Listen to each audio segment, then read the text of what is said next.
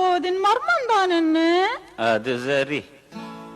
கற்பு கரசம் இவன் கட்டி கரும்பு இவன் கண்ணி தமிழ் மரவன் கருத்த மொழி